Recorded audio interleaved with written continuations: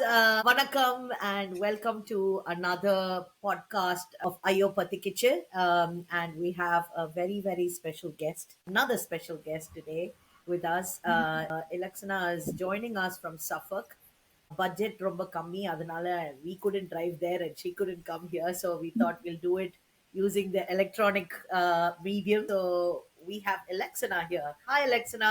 Hi. Thank you so much for joining us. Can you give us a little bit of an intro to yourself? So I was born in London. I mean, it's pretty much starting off cliche. My parents fled the war in Sri Lanka. They've both ended up here in London, engaged and then married, and then my brother and then me. I've pretty much experienced all the Tamil stereotypes that I could have experienced. So yeah, gone through all of them, and things changed a lot when I turned 17. It's between my parents, but it has affected me as well. So, really, that's where for me, my main trauma has started in some ways. And because of that trauma, at some point I've had to, move out of London into Norfolk. And then now, because of an incident with my parents, I've now recently come to Suffolk, and I've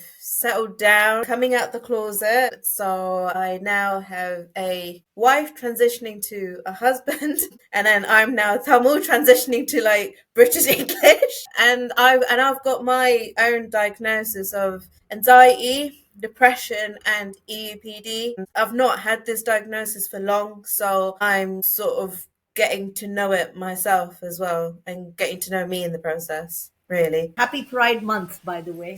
Happy Pride Month. Okay, good.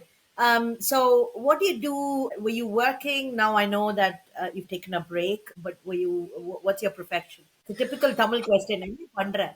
It's a bit of a bizarre stories. I wasn't really in all the cousins, I was the slow learner. So I was nowhere near the academic child at all. So, everyone else was always achieving, the A's, the A stars, the distinctions. And whereas I would come out as just, passes and merits, or, a lot of 10 out of 15 marks or something, And it was because of that, my parents didn't really give me much of a choice in career to start off with. They put me through maths in A levels, they thought, oh, let's put you through accountancy because numbers are so simple. So let's just put you through that. Which I didn't like. I went into, the jump from GCSE maths to AS level maths, it was just so bizarre that I was kind of like, oh my God, what have my parents chosen for me? So behind the backs, I've kind of then, got a prospectus, went through what I liked, and I picked out childcare. I wasn't dead set on it until my mum threatened me with forced marriage. And then I thought, right, I'm going to apply childcare. I'm just going to go with it so I don't drop out of college. so I just went straight into childcare. I've stayed with it for a good 10 years, and I've learned a lot of good came out of it. So I was enjoying it at one point, but I did it for survival reasons for so long. It wasn't really there was nothing aiming towards the future. So I managed to stay with it for 10 years because the last thing I didn't want to quit in case my mum jumped on marriage. I didn't really want to give my family that excuse. But my parents, halfway down the line, they were both becoming alcoholics. Their marital issues were affecting me a lot, especially as a teenager. It was quite hard because I didn't have any friends. I wasn't allowed friends. I wasn't allowed to talk to anyone. I'm only supposed to talk about books and padipu and stationery and work, and not about life itself. So I was a real mess. But with no one telling me anything different, and no one telling me what to do, and no one intervening, I've just stayed with childcare for so long. And 2019, mum was getting really worse with her alcoholism, and my dad was falling severely depressed. He was drinking more, eating less, losing a lot of weight. And then in that year, in March, my mum successfully stabbed my dad. It wasn't the first time that she'd attempted it, but it was the time she had succeeded. He didn't pass from the stabbing, but he had passed from the organ failure and blood loss because he had the alcohol in his system. So since then, I wasn't really able to go back to work without anxiety or paranoia because of media, press, being in the witness program, court case. I'm trying to rack through my brain with all these memories. Yeah, and that was happening. And then because I couldn't go back into work and I also couldn't go back home, social services intervened, took me out because my home was a crime scene, so I couldn't go back anyway. And I got put in a mental health rehabilitation center, which was also where I met my then wife. I fell in love within like 2 days. I fell in love with him. Within 3 weeks, I proposed because I knew that was it. Like he was the one. I couldn't imagine anything without him. I just saw, it was like an epiphany. I just saw everything, of what life could be like. So 3 weeks I proposed. And then 3 months later, I did the thali. And then by the end of 2019, I had the court case at the start of December, and then I had my legal wedding at the end of December. So it was pretty much a whirlwind of a year. But Korea, when I married Ethan, and I kind of realized then I wasn't going to go back to childcare. I was basically done. The intention of doing childcare had kind of gone. Like I couldn't understand why I had to go back to childcare. I didn't understand why I was stuck to it for so long. Nothing was making sense. I've taken a break. And I've been taking a break since. I've had my therapy and whatnot. Yeah. No, they say there's a silver lining. Well, you say that, but then like my partner, he tells everyone and he makes it sound so lovey-dovey. But the thing is, I don't see it that way. So people ask me, so how did you meet your husband? So basically, I went to commit suicide and then he stopped me from committing suicide. And then, that was it. We fell in love. Eye to eye. It's a typical It's just a Tamil movie, isn't it? I never know how to tell people how we met, because to me, that's how exactly it's worked out. We met at suicidal point. To say it in a Tamil version, I feel like it's going to be very bizarre. It's gone from, serving teas and coffees to like the maple and the family to like, going up to a bridge, seeing the water down below, seeing the darkness and go, and then love. How Suju ended up falling in love with me is when I ended up attempting suicide and ending up in hospital. That's when Suju thought, oh shit, I can't live without her. There's me and you, Suja, like so quiet, so calm, and then there's these two like hyping up on the love stories and oh my god, I gotta save this person, run! It's a beautiful storyline for a Tamil movie, you know that, right? We just have to send it to Mani Ratnam. Let me see on the screen first, and then I'll be convinced that's a beautiful story. Nice. Okay, so we've got a set of questions for Yeah. you, and I'll start off with the first section, which is, I think we've broken ice, but it's called the icebreaker session. The first question, so how would you describe Elaxana in 3 unapologetic Tamil auntie-style adjectives? Tamil auntie style. I feel I can hear like my perima in the background. If an auntie is going to describe me in some way, it's going to be like, you look so gaudy, you're so karupu, and like, oh, you're so clever but so lazy, no?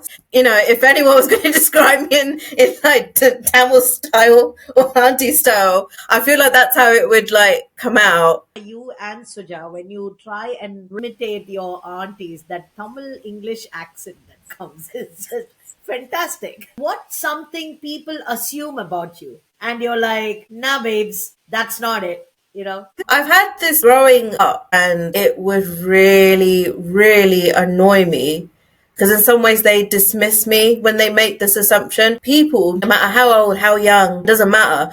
People seem to think I've had my life so easy just because my parents were working, or I was in a Suja, I know the face. I've had that face the whole of my life. But honestly, that is literally because they look at me from head to toe at how I'm dressed or how my mum has dressed me. Like it won't even be in clothes that I choose. It's what my mum decides. My hair, my clothes, I'm looked at from head to toe. And then they see my parents going everywhere, socializing, being really happy and social and popular. And everyone's going, you were so lucky to have parents like that. Oh my God, your parents are so fun. And it's kind of like, for God's sakes, that is so not true. Like, how could you say that just because they're going around mingling with people? You haven't even tried living with them. You haven't tried being under the same roof at them. You haven't seen any of the behaviors when they're stressed, when they're angry, when they've had enough of you, or, any of that. How can you look at me, based on how I'm dressed and based on what you see from my parents and like say that? Like, no, that's not right. That's completely wrong. My parents are so good at like putting an appearance on. They were so good at putting a show that, the close ones that did know, like my aunts and my uncles who truly know what was the actual story. Like, I don't know. It's just a disappointment every time. So to me, if someone goes to me and goes, "Oh, you've had it so easy. You've got such good parents." It's kind of like, no, so not true. That is so not true. But fine, you make your judgments. So your uncle and aunt and all of them, they knew, some of them knew, but they didn't do anything. All of them knew. All of my dad's brothers, all of my dad's sisters. I mean, my mum's sisters.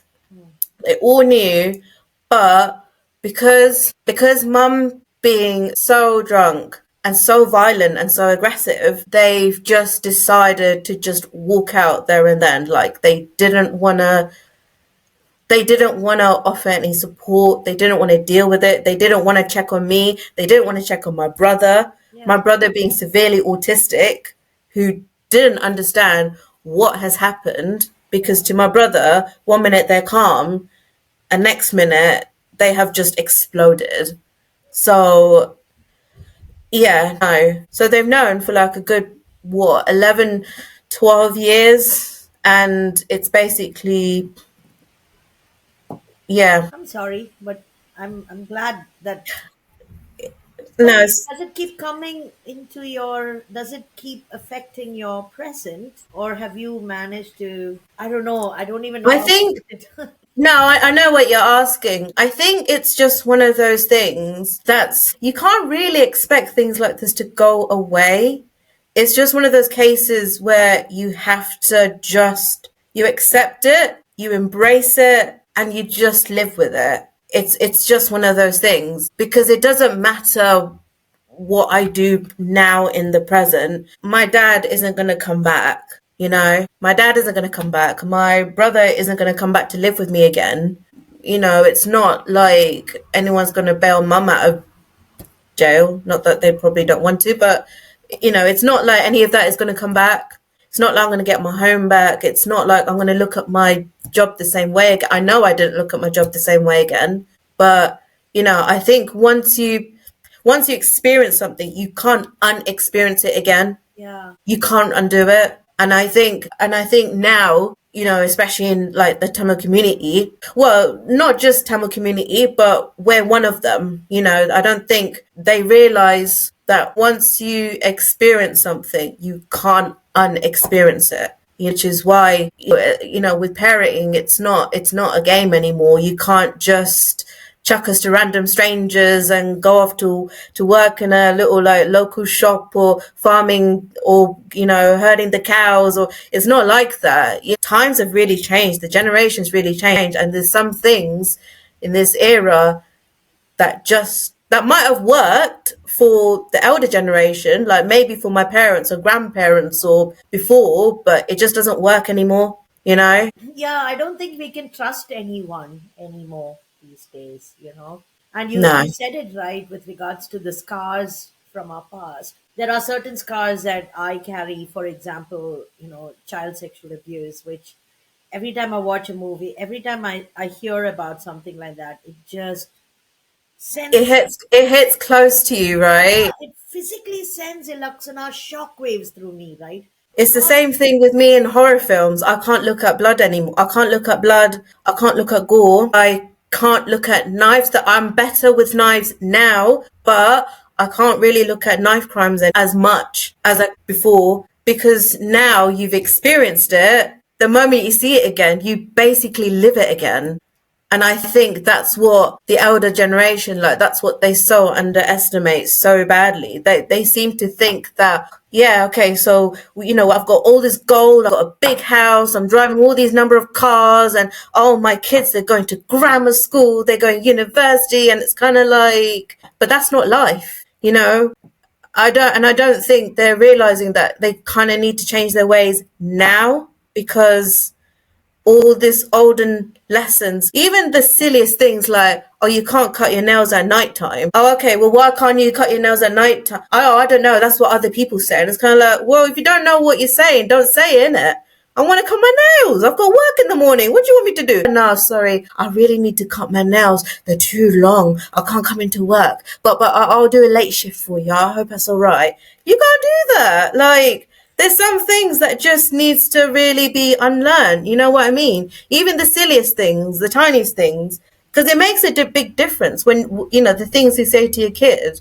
My parents like threatened me when I was younger because, there was mock exams, GCSEs coming up, and my parents were like, if we had to study in the dark, then you can get up at 4 or 5 o'clock in the morning. Winter, by the way, winter morning, then you can get up before 5 o'clock in the morning and study as well. And it's kind of like, and back then I did it because I was bloody scared that I was going to get the wooden cane because I got caned a lot. That was my punishment growing up. But looking back at it now, would I make my child get up at 4 or 5 in the morning in the dark studying? No, I'd let them bloody sleep.